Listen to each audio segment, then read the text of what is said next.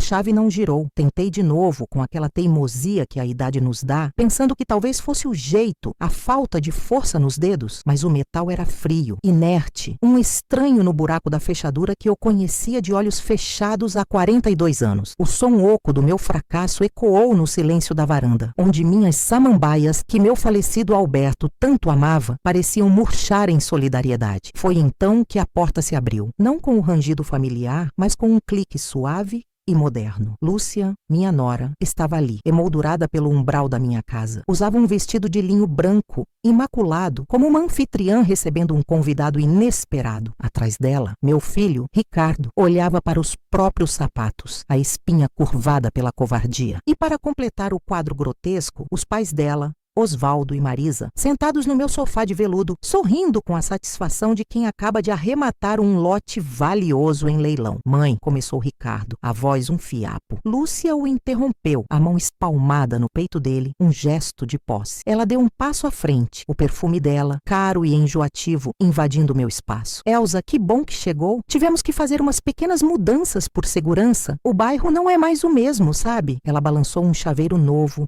reluzente. Agora aqui é nosso lar. A frase pairou no ar pesado da tarde paulistana. Nosso lar. A palavra ricocheteou dentro do meu crânio. O lar onde eu dei à luz Ricardo, onde cuidei de Alberto em seus últimos dias, onde cada marca no assoalho de ipê contava uma história. Meu lar. Eles me deram uma hora para juntar o que Lúcia chamou de essencial. Marisa, a mãe dela, uma perua com unhas de gel vermelhas, me seguia pelos cômodos, comentando sobre como a decoração era datada. Essa cristaleira vai ter que sair, obstruir a passagem de luz. Osvaldo, querido, mede essa parede. Acho que nosso home theater cabe aqui. Eu me movia como um autômato. Abri a gaveta da cômoda. O cheiro de lavanda e naftalina. O cheiro da minha vida. Peguei o álbum de fotos antigo, a caixinha de madrepérola com as joias que herdei da minha mãe e o relógio de pulso de Alberto. Cada objeto pesava 1 tonelada. Lúcia entrou no quarto. Não precisa levar esses lençóis velhos, Elza. Já comprei um enxoval novo, de 600 fios egípcios. Você vai ficar muito mais confortável na casa da Clara. Clara, minha filha. Minha pobre e manipulável Clara, que certamente havia sido convencida por Lúcia de que eu estava senil, incapaz de viver sozinha. Um perigo para mim mesma. A desculpa perfeita. Eles me levaram para o apartamento da Clara em Pinheiros. Um lugar moderno, todo branco e de vidro sem alma. Clara me abraçou, chorando baixo, pedindo desculpas. Eu a afaguei nos cabelos e disse que estava tudo bem,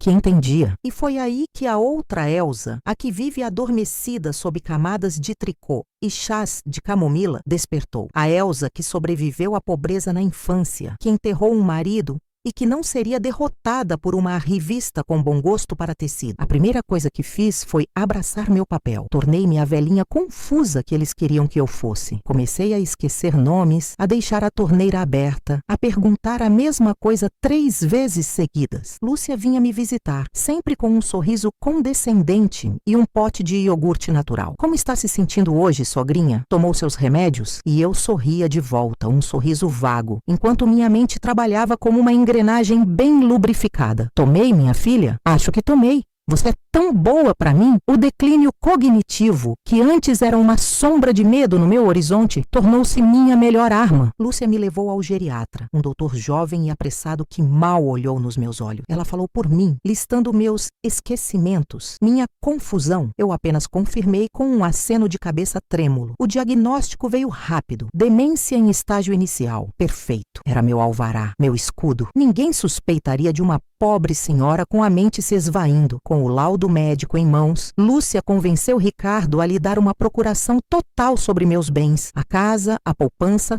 tudo. Ela estava no controle. Ou assim ela pensava. O que Lúcia não sabia era que a casa da Rua Caiúbe não era apenas tijolo e cimento. Era um organismo que eu conhecia melhor que meu próprio corpo. Eu sabia da infiltração crônica que vinha da laje do banheiro de cima. Um problema que Alberto e eu nunca conseguimos resolver de vez e que só piorava com as chuvas fortes de verão. Sabia do cupim que silenciosamente devorava as vigas do telhado da edícula dos fundos. Sabia que o sistema elétrico antigo não suportaria a carga de um home theater, ar-condicionado central e todas as outras parafernálias falhas modernas que ela certamente instalaria. Meu primeiro movimento foi sutil. Liguei para o seu antenor, o jardineiro que cuidava do meu jardim há 30 anos, um homem leal a Alberto como um cão de guarda. Usei o telefone da portaria do prédio da Clara para não deixar rastros. Seu antenor, sou eu, Elsa. Estou com a cabeça tão ruim, meu filho. Me ajuda a lembrar aquela trepadeira, a lágrima de Cristo. Ela precisa de muita água nessa época, não é? Principalmente ali, perto da parede da sala de jantar. Eu sabia que ele entenderia. Aquela parede era exatamente onde ficava uma rachadura fina, quase invisível, que levava a umidade direto para dentro do assoalho. Água em excesso ali. E em poucos meses, o IP caríssimo começaria a estufar e apodrecer por baixo. Sim, dona Elsa, precisa de muita água. Pode deixar que vou caprichar na rega. Ele respondeu, a voz carregada de um entendimento que ia além das minhas palavras confusas. Meu segundo passo foi usar a própria Lúcia. Numa de suas visitas, comentei, como quem não quer nada. Lúcia, querida, lembrei de uma coisa. Alberto, antes de morrer, mandou esconder uns documentos importantes. Acho que foi num fundo falso, debaixo do armário do escritório. Ele dizia que era para o caso de uma emergência. A ganância brilhou nos olhos dela. Um fundo falso? Documentos? Poderia ser dinheiro, joias. Eu sabia que ela não resistiria. O que ela não sabia era que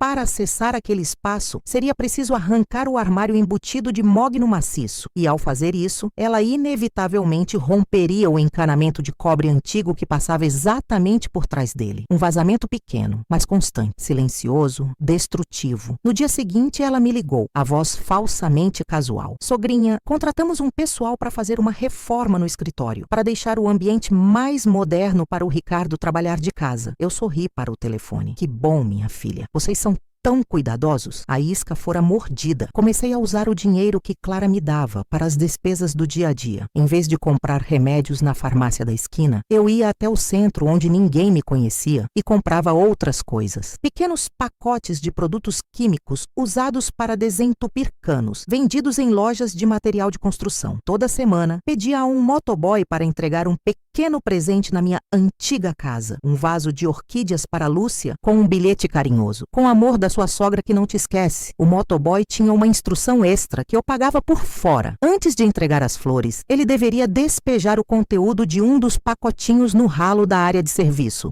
Nos fundos da casa, aquele ralo ligava-se diretamente à caixa de gordura principal, uma estrutura antiga, de alvenaria, já cheia de fissuras. O produto químico, altamente corrosivo, faria o trabalho lento de comer o cimento e o ferro, enfraquecendo a base da estrutura que ficava perigosamente perto da fundação da cozinha. Eles viviam no lar deles, um novo lar. Reclamavam do cheiro de mofo que começava a subir do assoalho. Contrataram um caça-vazamentos que não encontrou nada. A conta de água subiu absurdamente. Marisa, a mãe de Lúcia, desenvolveu uma tosse alérgica por causa da umidade que ninguém conseguia explicar. Eles estavam tão ocupados trocando os móveis, pintando as paredes e instalando luzes de LED que não viam a casa se desfazendo sob seus pés. Não percebiam que o lar que eles roubaram de mim estava doente, infectado por um veneno que eu mesma inoculava gota a gota. Eu os observava de longe, da janela do apartamento asséptico da minha filha. Eu não queria a casa de volta. Uma casa violada nunca mais é a mesma. Eu queria algo mais. Eu queria que eles sentissem o que eu senti, a sensação de que o chão está desaparecendo, de que o lugar que você chama de lar se tornou uma armadilha, um inimigo. A vingança, descobri, não é um prato que se come frio. É um prato que se cozinha em fogo baixo, muito baixo, temperado com paciência e servido na hora certa. E o meu banquete estava apenas começando. O segundo prato do meu banquete foi servido numa terça-feira cinzenta, com aquela garoa fina que deixa São Paulo com cara de alma penada. Eu precisava voltar a casa. Precisava sentir o pulso da minha obra. Liguei para o meu filho,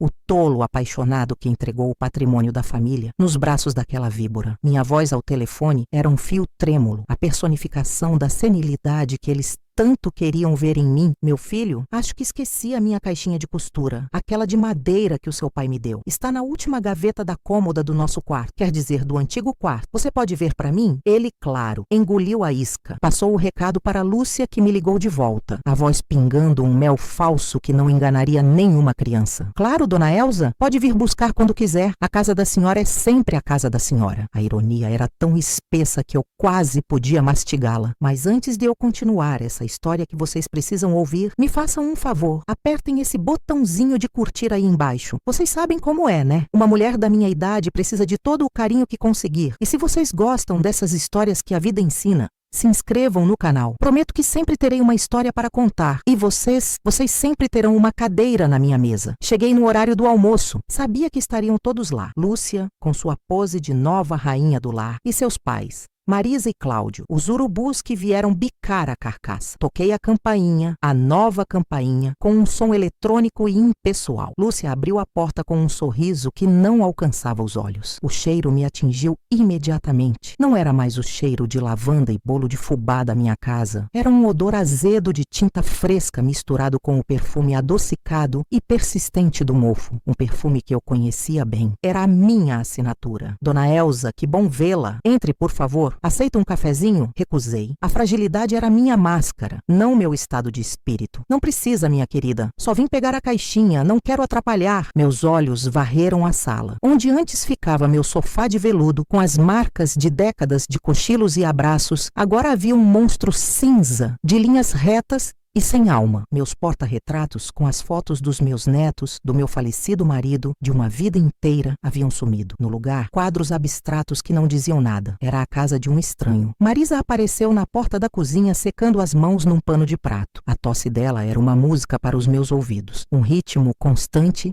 e rasgado. Elza, que surpresa, como está? A voz dela era forçadamente animada. Cláudio, o pai, estava sentado na nova mesa de jantar de vidro, lendo um jornal esportivo e apenas acenou com a cabeça, sem desviar os olhos do papel. Um homem frouxo sempre foi. Enquanto Lúcia me guiava a escada acima, eu tropecei de propósito no primeiro degrau. Meu corpo pendeu para o lado e eu me agarrei ao corrimão com um gemido. Ai, minha perna! Esses degraus parecem mais altos! Lúcia me segurou impaciente. Cuidado, dona Elza, a senhora sabe como está, precisa de ajuda. Eu sorri por dentro. Sim, eu sabia exatamente como eu estava. No meu antigo quarto, a devastação era completa. Minha cama de embui, herança da minha mãe, tinha sido substituída por uma cama box gigantesca. As paredes, antes de um tom pêssego acolhedor, eram agora de um branco hospitalar. Fui até a cômoda, que por um milagre eles ainda não haviam jogado fora. Enquanto Lúcia fingia procurar a tal caixinha de costura que nunca existiu, meus olhos dançaram pelo ambiente. Vi a bolsa cara dela jogada sobre a poltrona, com a agilidade que ninguém acreditaria que eu possuía, e enquanto ela estava de costas abaixada, meus dedos finos e enrugados deslizaram para dentro da bolsa. Peguei um pequeno frasco de perfume, um daqueles importados e caríssimos, e o anel de ouro que meu filho lhe dera de noivado. Tudo foi parar no bolso fundo do meu casaco de lã. Segundos depois, me ergui. Ah, Lúcia, que cabeça minha! Acho que me confundi. A caixinha deve estar no apartamento da minha filha. Desculpe o incômodo, querida. A memória já não é mais a mesma. O alívio no rosto dela foi quase cômico. Na descida, passei por Marisa na cozinha. A tosse veio forte, um acesso que a dobrou ao meio. Eu parei e coloquei a mão em seu ombro, um gesto de falsa solidariedade. Minha filha, essa sua tosse me lembra tanto a da minha cunhada. Começou assim, sabe? Com a umidade daquela casa de praia que ela tinha em Ubatuba. O médico disse que era o fungo. O mofo preto atacou o pulmão dela de um jeito, coitada. Uma pena. Eu vi o terror florescer nos olhos de Marisa. A semente da dúvida, a mais venenosa de todas, estava plantada. Antes de sair, me voltei para Cláudio, que finalmente largara o jornal. Seu Cláudio, o senhor me parece um homem de bom gosto. Aquela adega que o meu falecido marido construiu no porão, o senhor já viu? Um lugar perfeito, sempre fresco e seco. Ele guardava os melhores vinhos lá. Uma pena que o encanamento principal da casa passe exatamente por cima. Uma vez o encanador nos alertou que qualquer vazamento ali seria uma catástrofe, mas meu marido nunca deu ouvidos. Teimoso que só ele. Sorri, um sorriso doce e senil, e fui embora. A guerra psicológica havia começado. Naquela mesma noite, Lúcia deu pela falta do anel e do perfume. O inferno se instalou. Do meu apartamento, eu podia quase ouvir os gritos. Lúcia, com sua arrogância, certamente acusou a própria mãe. Afinal, quem mais esteve lá? A velha Gagá que mal consegue andar? Impossível. Marisa, já apavorada com a história do mofo preto, se viu acusada de roubo pela própria filha. Cláudio, o omisso, provavelmente tentou apaziguar e acabou levando a culpa pelos dois lados. A desconfiança era o tempero que faltava no meu prato. No dia seguinte, usei o perfume caríssimo de Lúcia para ir à padaria do bairro, a mesma que ela frequentava. Cumprimentei Dona Dona Marlene, a dona, uma amiga de 40 anos. Que perfume bom, Elza, Mela disse. É um presente da Lúcia, minha nora. Uma querida, tão generosa. Me deu de presente ontem, quando fui visitar minha antiga casa. Ela está cuidando tão bem de tudo. A fofoca, em um bairro como o nosso, corre mais rápido que notícia ruim. Em poucas horas, todos saberiam da generosidade de Lúcia. Enquanto isso, a casa continuava a morrer. O vazamento que eu criara era engenhoso. Não era um cano rompido, algo que um caça-vazamentos simples encontraria. Era uma fissura minúscula, quase capilar, na junção de um cano mestre escondido dentro de uma parede de alvenaria grossa no porão, exatamente sob a adega. Eu conhecia cada centímetro daquela construção. Sabia que a água não jorraria, mas minaria lentamente, silenciosamente, impregnando as fundações, subindo pelas paredes como uma febre. O assoalho de ipê, o orgulho do meu marido, começou a estufar. Pequenas ondulações que Lúcia, na sua ânsia por decoração, atribuiu ao trabalho da madeira. Marisa piorava. A tosse evoluiu para uma bronquite crônica. Cláudio começou a beber mais, reclamando que a casa tinha um cheiro de túmulo. Minha próxima jogada foi mais ousada. Eu tinha uma cópia da chave do portão da garagem, uma chave antiga, que eles não se deram ao trabalho de trocar. Numa noite de chuva forte, quando o barulho dos trovões abafaria qualquer som, eu entrei no jardim dos fundos. Fui até a caixa de força externa, perto do hidrômetro. Com um alicate de bico fino, fiz uma pequena, quase imperceptível, alteração na fiação do chuveiro do quarto de hóspedes, onde Marisa e Cláudio dormiam. Não era o suficiente para causar um curto-circuito imediato, mas o bastante para criar uma sobrecarga intermitente, que faria o disjuntor cair aleatoriamente. E o mais importante, que faria a conta de luz disparar, registrando um consumo fantasma. A vida dele se tornou um pequeno inferno de inconveniências e suspeitas. A água fria no meio do banho, a luz que acabava sem motivo, a conta de água nas alturas, a de luz inexplicavelmente cara, o cheiro de mofo impregnado em roupas e lençóis, a tosse incessante de Marisa, o alcoolismo crescente de Cláudio. E Lúcia, no centro de tudo, tentando manter a fachada de uma vida perfeita, culpando os pais pela desordem, o marido pela falta de atitude e a construtora pela casa cheia de vícios. Ela nunca, nem por um segundo, suspeitou da velhinha frágil que a observava pela janela. O golpe de misericórdia, o prato principal do meu banquete, foi planejado para o aniversário de Lúcia. Ela decidiu dar uma grande festa. Queria exibir a casa reformada para os amigos, consolidar seu status. Era a oportunidade perfeita. Uma semana antes do evento, fiz uma visita ao seu antenor, o jardineiro que cuidou do meu jardim por 30 anos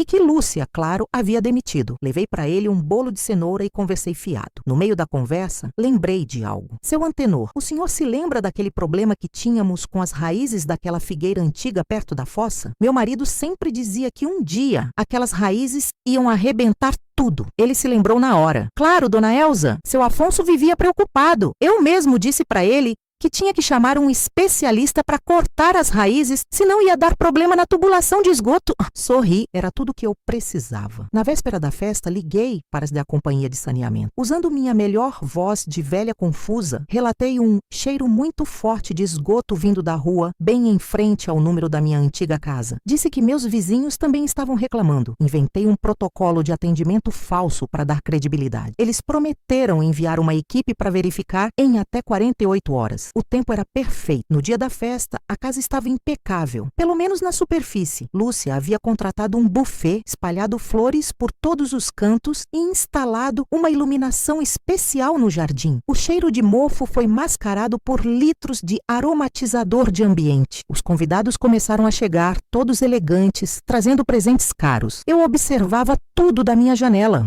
com um binóculo. Vi meu filho sorrindo, alheio à ruína que se formava sob seus pés. Vi Lúcia, radiante em seu vestido de seda, a anfitriã perfeita. E então, o meu espetáculo começou. Com o uso intenso dos banheiros pelos convidados, a pressão na velha tubulação de esgoto, já comprometida pelas raízes da figueira, atingiu seu limite. O primeiro sinal foi um borbulhar lento no ralo do banheiro social. Depois, a água da privada que não descia, e sim subia. E então, a catástrofe. Uma onda de água fétida e escura irrompeu pelos ralos do térreo. A fossa, sobrecarregada e rompida, vomitou décadas de dejetos para dentro da casa. A sala de estar, com seu tapete persa e móveis de design, foi inundada por um lodo nojento. O cheiro era apocalíptico. Gritos, pânico, pessoas correndo, escorregando, tentando salvar sapatos e bolsas da imundície. O banquete de Lúcia, sua festa de ostentação, havia se transformado literalmente num mar de merda. E no meio do caos, para completar a cena, o caminhão da companhia de saneamento parou na porta, com suas luzes piscando, atraindo a atenção de toda a vizinhança para a humilhação pública da nova moradora. Eu abaixei o binóculo. Não havia sorriso no meu rosto, apenas uma calma fria, a calma de um trabalho concluído. A casa estava violada, apodrecida, destruída de dentro para fora, assim como eu me senti no dia em que ela trocou as fechaduras. Eu não queria a casa de volta. Eu queria que ela se tornasse o túmulo do sonho deles. E ali estava, um mausoléu fedorento para a ganância e o desrespeito. A vingança, afinal, não era um prato. Era a demolição do restaurante inteiro, com os clientes ainda dentro. E o meu banquete, enfim, estava completo. Começo. A chave girou em falso. 1, 2, 3 vezes. O som metálico e inútil ecoou na varanda silenciosa, um clique seco que selava o fim da minha vida como eu a conhecia. Meu filho, Marcos,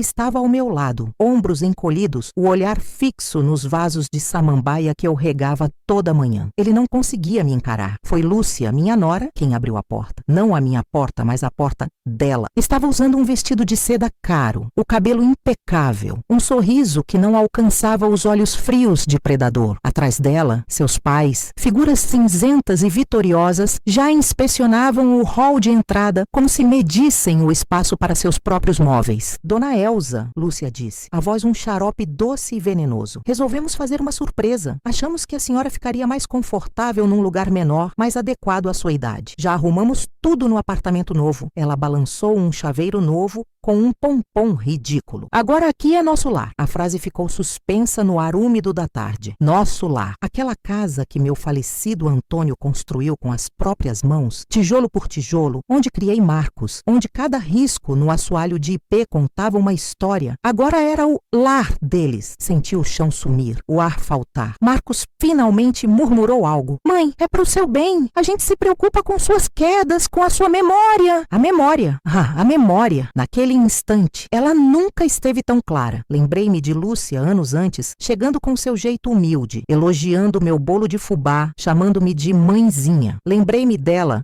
me convencendo a passar a casa para o nome de Marcos, só para facilitar o inventário no futuro, sogrinha, burocracia, sabe? Lembrei-me das conversas que eu ouvia pela metade, sobre como a casa era grande demais para uma velha sozinha, sobre o potencial do terreno. Eles não estavam preocupados com a minha memória, estavam contando com o seu suposto declínio. Engoli o grito que rasgava minha garganta. Respirei fundo, sentindo o cheiro do jasmim que plantei há 30 anos. Forcei um sorriso trêmulo, a máscara da velhinha frágil e confusa que eles tanto queriam ver. Ah, claro, meu filho. Que bom que vocês pensam em mim. A performance começou ali. O primeiro ato da minha vingança. O apartamento era uma caixa de sapatos com cheiro de tinta fresca, impessoal, frio, com janelas que davam para um paredão de concreto. Minhas coisas estavam empilhadas de qualquer jeito, o porta-retrato de Antônio com o vidro trincado, minhas agulhas de tricô perdidas numa caixa de utensílios de cozinha. Na primeira semana chorei. Chorei de raiva, de humilhação, de saudade do rangido do terceiro degrau da escada. Mas as lágrimas secaram e deram lugar a um tipo de clareza gélida. Eles não tinham apenas me tirado a casa, tinham tentado apagar minha história e por isso a punição não seria recuperar a propriedade, seria algo muito mais profundo. Seria a aniquilação. Comecei a usar a minha fragilidade como arma. Quando Marcos ligava, eu me fazia de confusa. Quem está falando? Ah, Marquinhos, sua voz está tão diferente. Ele ficava aflito, a culpa corroendo sua espinha fraca. Eu pedia para ele descrever a casa, para eu não me esquecer, dizia eu com a voz embargada. E ele, o tolo, descrevia cada mudança que Lúcia fazia. A parede da sala de jantar que derrubaram para fazer um espaço gourmet, o meu jardim de rosas que foi cimentado para ampliar a área da piscina. Cada alteração era um prego a mais no caixão do sonho deles. E eu guardava cada detalhe no cofre da minha mente, que ao contrário do que pensavam, estava mais afiada do que nunca. Meu passado me ensinara a ser paciente. Cresci na roça vendo meu pai armar armadilhas. Ele dizia que o bom caçador não persegue a presa. Ele prepara o terreno e espera que ela caia sozinha na sua própria arrogância. Lúcia era a minha presa. E a casa, o meu terreno. Meu primeiro aliado, ainda que sem saber, foi o seu Joaquim, o jardineiro. Ele trabalhava na casa desde que Antônio era vivo. Lúcia o manteve por ser barato, mas o tratava como um cão. Um dia, fui à pracinha perto da minha antiga rua, sabendo que ele passaria por ali na hora do almoço. Sentei-me no banco com um ar perdido, segurando uma sacola de pães. Quando ele me viu, seus olhos se encheram de pena. Dona Elza, que surpresa! Como a senhora está? Oh, Joaquim, já comecei forçando a voz a falhar. Estou bem, querido. Só um pouco. Confusa. Às vezes esqueço o caminho de volta. Era mentira, claro. Eu tinha um mapa daquele bairro gravado na alma. Conversamos por um bom tempo. Falei das saudades do meu jardim, das minhas roseiras. Ele desabafou. Contou que a patroa nova era um terror, que reclamava de tudo, que não entendia nada de plantas. E o mais importante, contou sobre a grande reforma que estavam fazendo no encanamento da cozinha e dos banheiros novos. Tudo do mais caro, dona Elza. Mas o serviço, ó, uma porcaria. Contrataram uns peões aí da rua, pagaram uma miséria.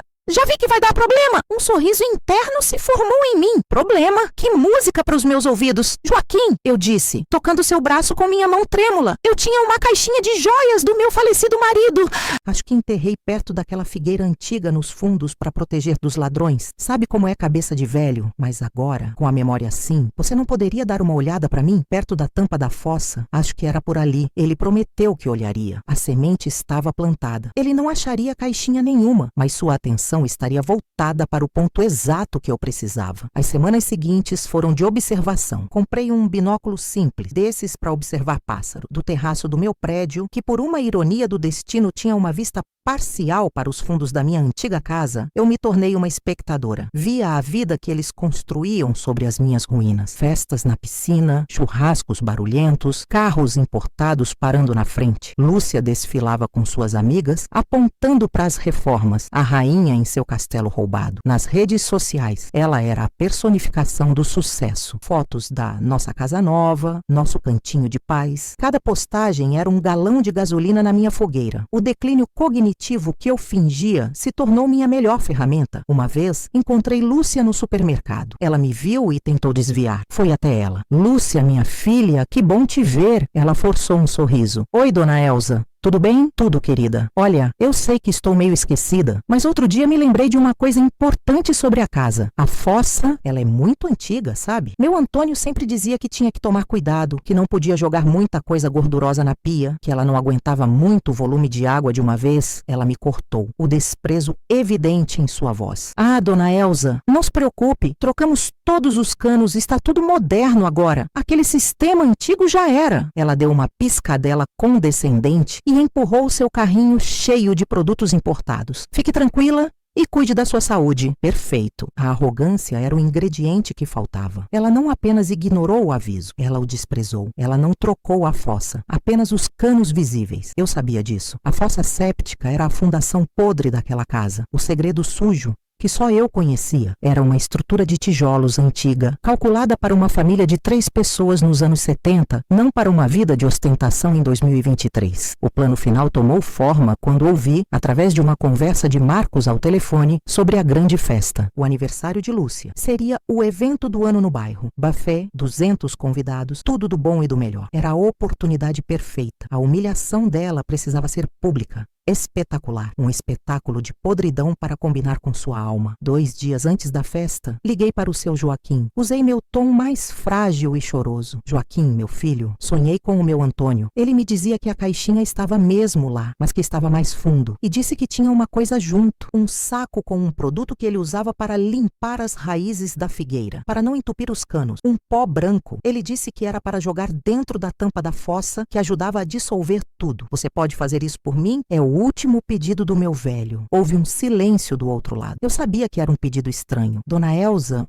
Não sei se é uma boa ideia mexer na fossa. Por favor, Joaquim, supliquei, deixando uma lágrima falsa escorrer. É a única coisa que me resta dele, essa lembrança. Depois disso, eu juro que deixo a senhora em paz. A culpa é uma ferramenta poderosa. Ele cedeu. O pó branco, claro, não era para limpar raízes. Era uma mistura que eu mesma preparei, depois de semanas pesquisando em fóruns obscuros na internet. Cimento em pó de secagem rápida, misturado com uma gordura industrial que comprei em uma loja de suprimentos para oficinas mecânicas e outros agentes químicos que formariam uma massa densa e impermeável em contato com a água. Não explodiria nada, apenas criaria um selo, um tampão, uma rolha no coração do sistema sanitário da casa. Joaquim, com seu coração bom e sua lealdade cega, jogou o conteúdo do saco exatamente onde eu mandei. Pronto, dona Elsa. Fiz como a senhora pediu, mas não achei caixinha nenhuma. Obrigada, meu filho. A intenção é que conta. Deus te pague. Desliguei o telefone e uma calma fria tomou conta de mim. A armadilha estava montada. No dia da festa, vesti meu melhor vestido, um azul marinho discreto, e fui à missa das 6. Sentei-me no primeiro banco, cumprimentei o padre, rezei com uma devoção que não sentia há anos, criei meu álibi. Eu era apenas uma senhora piedosa, passando a noite em comunhão com Deus, mas minha mente estava em outro lugar. Estava calculando os 200 convidados chegando, usando os 5 banheiros da casa, as torneiras da cozinha do buffet funcionando sem parar, a descarga, o fluxo constante de água e dejetos descendo pelos canos novos e brilhantes, correndo em direção ao bloqueio que eu criei, a pressão aumentando, a fossa antiga, sobrecarregada, começando a gemer sob o peso da negligência e da arrogância de sua nova dona. A festa, segundo as redes sociais, começou às 8. Às 9h30, saí da igreja e caminhei lentamente para o meu apartamento. Não subi direto. Fui até um orelhão na esquina da minha antiga rua, um dinossauro urbano que ninguém mais usava, perfeito para uma ligação anônima. Disquei o número da companhia de saneamento. Disfarcei a voz, tornando-a mais aguda, ansiosa. Alô, boa noite. Eu sou morador aqui da Rua das Acácias. Tem um cheiro horrível vindo da casa do número 125, um cheiro de esgoto muito forte. Acho que tem algum vazamento, está empesteando a rua toda. A atendente garantiu que uma equipe de emergência seria enviada. O toque final, a cereja no bolo de merda que eu havia preparado. Subi para o meu terraço, a noite estava clara. Peguei o binóculo. As luzes da festa brilhavam.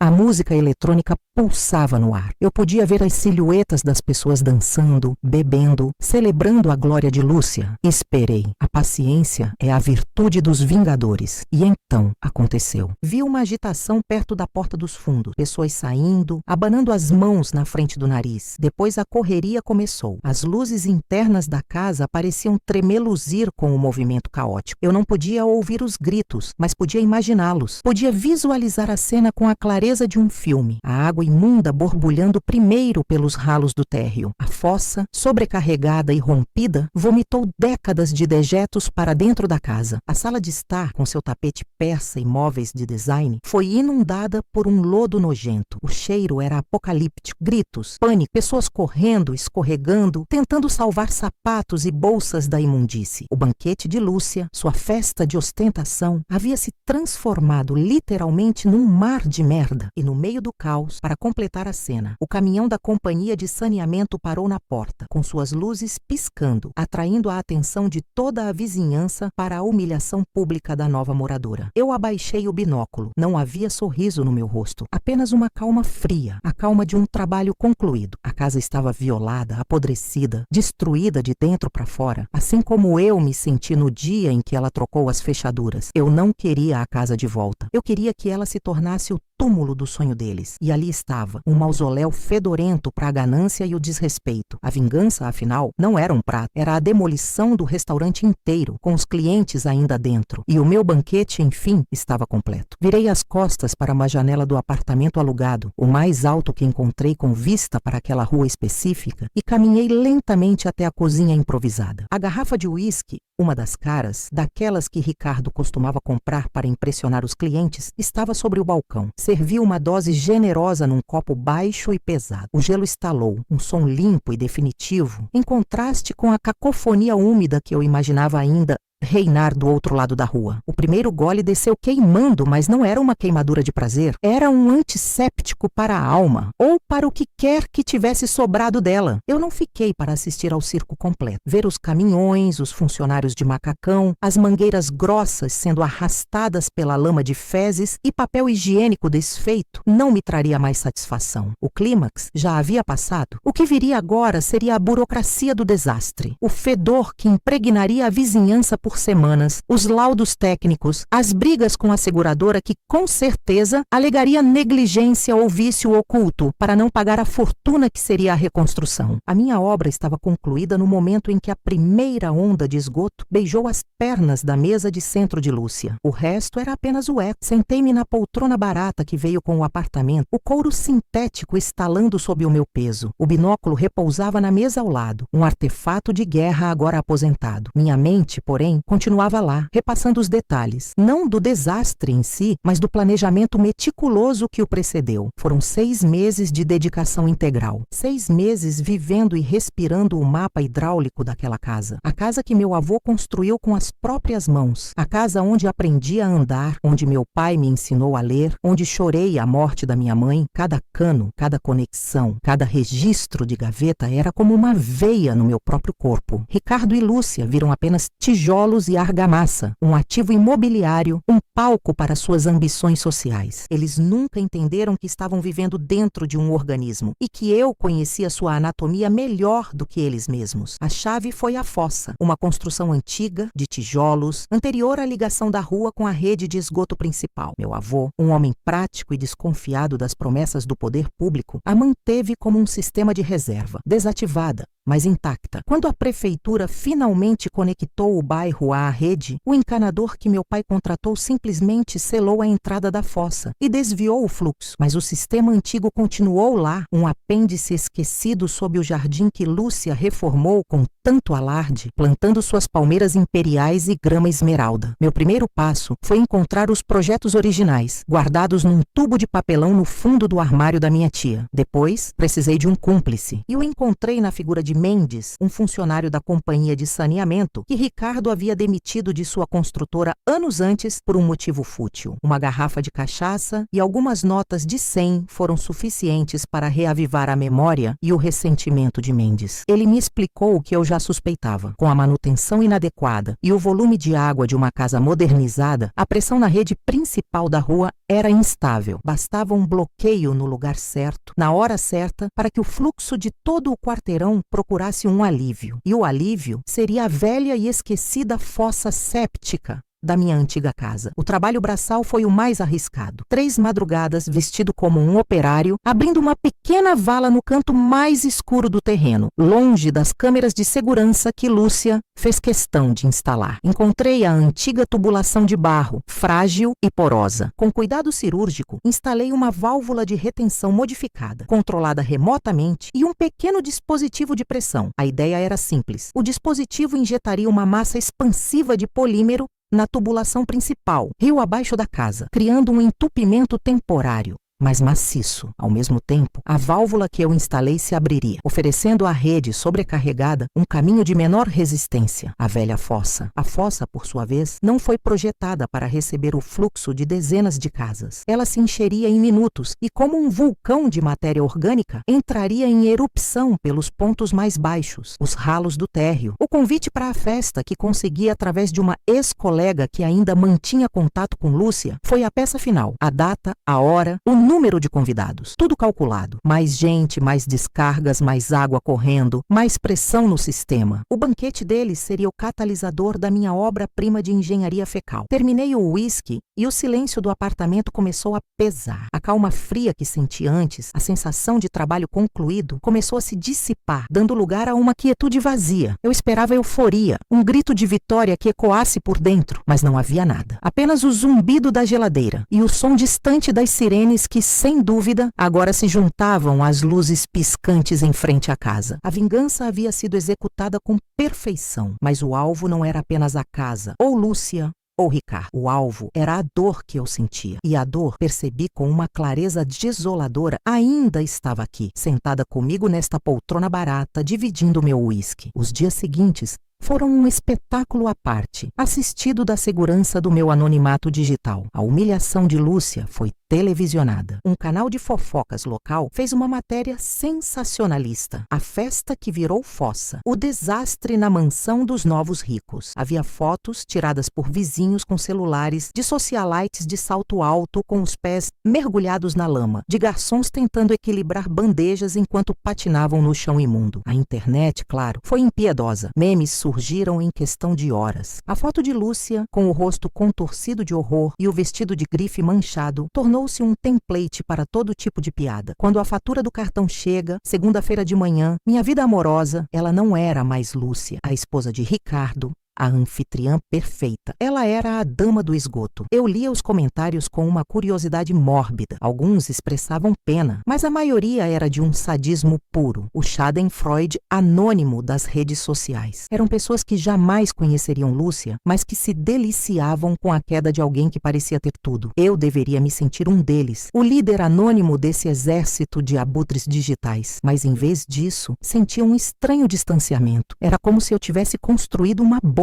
a detonado e agora estivesse assistindo a outros celebrarem a destruição, sem entender a arquitetura por trás dela. A casa foi interditada. Contaminação biológica, risco estrutural. Uma equipe com trajes de proteção passou uma semana inteira lá dentro, removendo tudo. Vi o caminhão de lixo levar o tapete persa, agora um rolo disforme e enrijecido pela sujeira seca. Vi os móveis de design que Lúcia escolhera a dedo em revistas de decoração serem empilhados na caçamba como carcaças. Cada objeto descartado era uma pequena vitória, um prego a mais no caixão do sonho deles. Ricardo, eu soube por um antigo contato na construtora, estava furioso, não pela humilhação, mas pelo dinheiro. A casa não tinha seguro para aquele tipo de acidente. A perícia inicial, conduzida pela companhia de saneamento, que obviamente se isentou de culpa, apontou para uma falha catastrófica e imprevisível no antigo sistema séptico do imóvel. Ninguém suspeitou de sabotagem. Era um ato de Deus, ou melhor, um ato do diabo. O custo para demolir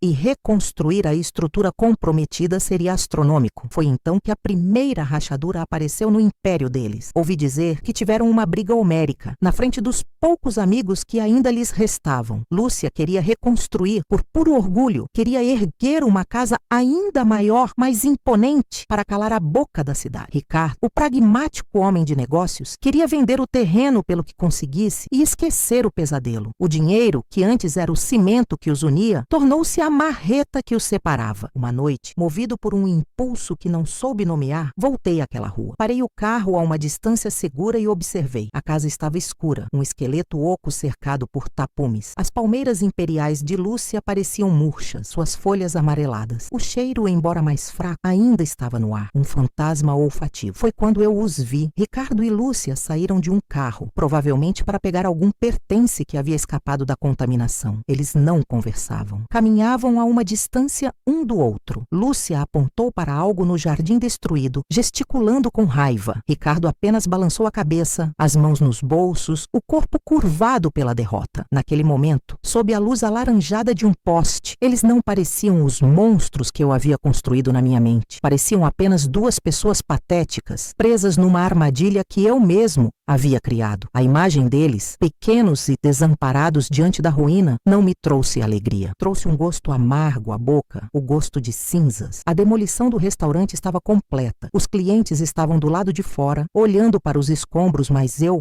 o demolidor, ainda estava lá dentro, sufocando na poeira. A paranoia começou a se instalar aos poucos. Uma sirene na rua me fazia pular. Um número desconhecido no celular me gelava a espinha. Será que Mendes falaria? Será que algum perito mais competente encontraria vestígios da minha intervenção? Eu repassava meu plano mentalmente, procurando por falhas, por rastros que pudesse ter deixado. As luvas, as roupas descartadas, o pagamento em dinheiro vivo. Eu havia sido cuidadoso, mas a culpa é um delator persistente. Ela cria evidências onde não existem. Comecei a sonhar com a casa. Não a casa destruída, mas a casa da minha infância. Sonhava com o cheiro do bolo da minha mãe na cozinha, com o som do meu pai assobiando enquanto consertava o telhado. E nesses sonhos, Lúcia aparecia com seu sorriso afetado, pintando as paredes de branco, cobrindo as marcas de altura que meu pai fazia na porta da cozinha a cada aniversário meu. Eu acordava suando, com o coração acelerado, sentindo uma raiva renovada, mas também uma tristeza profunda. Eu não havia apenas punido Lúcia e Ricardo. Eu havia profanado meu próprio santuário. Para destruir o ninho deles, precisei incendiar o meu. A notícia da separação deles chegou alguns meses depois. Foi discreta, sem o alarde que marcou a ascensão social do casal. Ricardo vendeu o terreno por uma fração do que valia. Ele se mudou para um apartamento menor, no centro da cidade, e, segundo as más línguas, estava com dificuldades financeiras. A imagem de empreendedor de sucesso que ele cultivou com tanto esmero havia sido irremediavelmente manchada pelo fiasco da festa fossa. Quanto a Lúcia, ela desapareceu. Sua conta no Instagram, antes um mural diário de luxo e felicidade plástica, foi desativada. Ninguém sabia para onde ela tinha ido. Alguns diziam que voltou para a cidade pequena de onde veio para morar com os pais. Outros que se mudou para o exterior para lamber as feridas longe dos olhares julgadores. Sua ausência era mais eloquente do que qualquer postagem. Eu a havia apagado do mapa social que ela tanto valorizava. Eu deveria me sentir vitorioso. O objetivo fora alcançado. Eles foram destruídos, separados, humilhados. A casa, o símbolo da minha perda, não existia mais. Mas o vazio dentro de mim apenas crescia. A vingança, descobri, é uma droga de efeito curto. A euforia da execução dá lugar a uma longa e desoladora ressaca. Você passa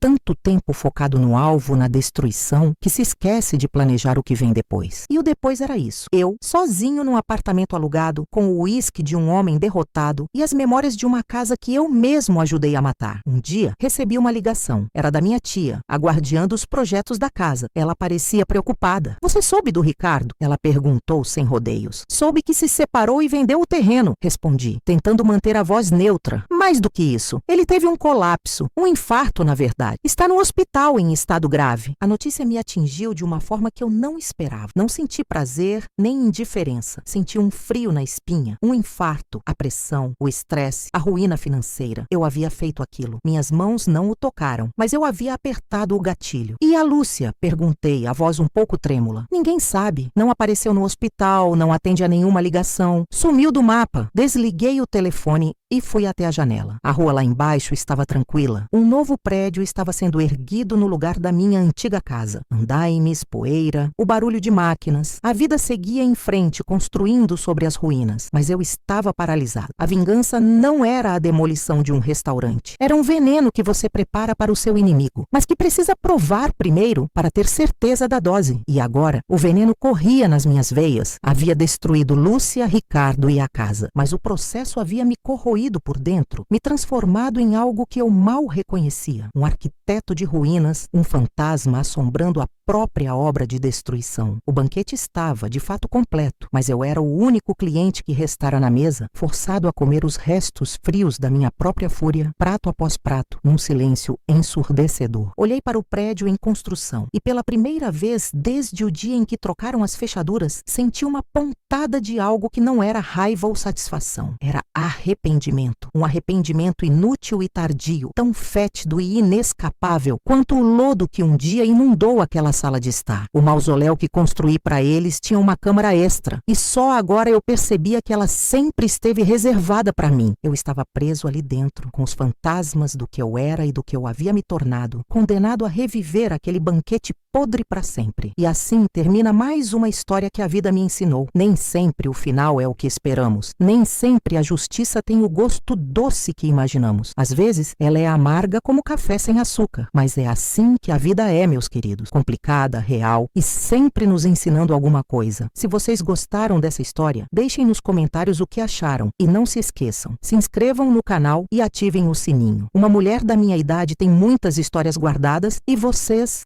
merecem ouvir todas elas. Até a próxima e que Deus os abençoe.